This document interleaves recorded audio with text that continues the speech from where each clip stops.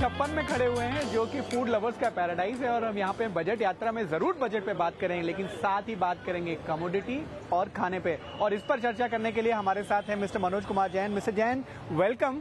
आपको हम पूछेंगे कमोडिटी के बारे में, लेकिन बिना खाने के कमोडिटी की क्या? बिल्कुल, जब बात कमोडिटी की होती है तो शुरुआत खाने से ही होती है। और आज हम इंदौर में ऐसी जगह खड़े हैं जो कि यहाँ की आइकॉनिक प्लेस है, और इसके लिए ईटी नाउ का स्वागत है इंदौर में इस बजट यात्रा में।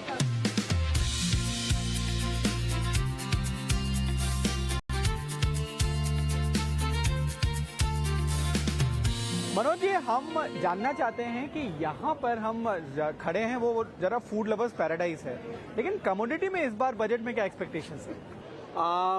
कमोडिटी में इस बार बजट से काफ़ी सारी एक्सपेक्टेशंस है, क्योंकि हम जब बात विकसित भारत की कर रहे हैं और जब इंडिया को हम वर्ल्ड की टॉप इकोनॉमी बनाने की बात कर रहे हैं, तो वहाँ पे कमोडिटी का इम्पोर्टेंस काफ़ी है।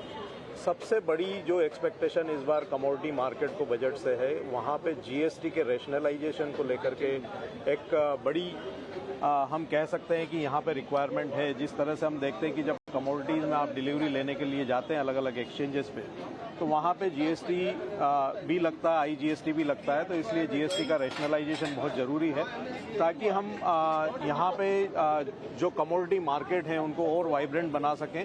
और जो एंटायर वैल्यू चेन है, जब हम इंडस्ट्रियलाइजेशन की बात कर रहे हैं, या हम विकसित भारत की बात कर रहे हैं, या जब हम वर्ल्ड की टॉप इकोनॉमी की बात कर रहे हैं, तो उसमें ये एक सबसे बड़ी एक्सपेक्टेशन इस बार बजट से है कि वहाँ पे जो जीएसटी है उसका कमोडिटी एक्सचेंजेस के लिए रैशनलाइजेशन किया जा सके, ताकि कोई भी स्टेट में कोई भी यहाँ पे कमोडिटी में डिलीवरी लेना चाहे तो उसको डिलीवरी लेने में आसानी हो। बिल्कुल, हम इसको और भी आगे समझना चाहेंगे, लेकिन अभी सोने चांदी के भाव बहुत बढ़ गए। अभी कमोडिटी पे बड़ा फोकस हो गया इस साल। अगर हम बात करें, रेगुलेटर ने उसने भी काफी ध्यान दिया है। तो मैं समझना चाहता हूं, अगर हम इस पूरे एग्री बास्केट को समझना चाहें, वहां पे आपको क्या लगता है कहां पर सबसे ज्यादा ध्यान देने की जरूरत है? देखिए, कमोडिटीज की जब हम बात करते हैं तो एग्रीकल्चर कमोडिटीज जो है, हम कह सकते हैं कि वो भारत का बेस है। और हम देखते हैं कि आज़ादी के समय से ही भारत जो है एक एग्रीकल्चर इकोनॉमी रहा है। ऐसे में जब हम एफपीओ को बढ़ावा देने की बात कर रहे हैं, हम इंस्टीट्यूशंस को यहाँ अलाउ करने की बात कर रहे हैं, तो ऐसे में सबसे पहले जो कुछ कमोडिटीज़ को गवर्नमेंट ने इन्फ्लेशन के चलते बैन किया था, उनको वापस से रीस्टोर करने की ज़रूरत है, ताकि यहाँ पे जो एंटायर वैल्यू चेन है उसका कॉन्फिडेंस कमोडिटी मार्केट में लौटता हुआ नजर आए। बिल्कुल मनोज जी, हम इस चर्चा को आगे रखेंगे, लेकिन हम चाट की दुकान पे पहुंच चुके हैं। यहाँ पे बिना चाट खाए तो नहीं जाना चाहिए। बिल्कुल। तो क्या खा रहे हैं हम आज? आज हम इंदौर की जो सबसे फेमस विजय चाट पे खड़े हैं, और यहाँ हम पेटीज लेंगे, जो कि यहाँ की एक आइकॉनिक डिश है।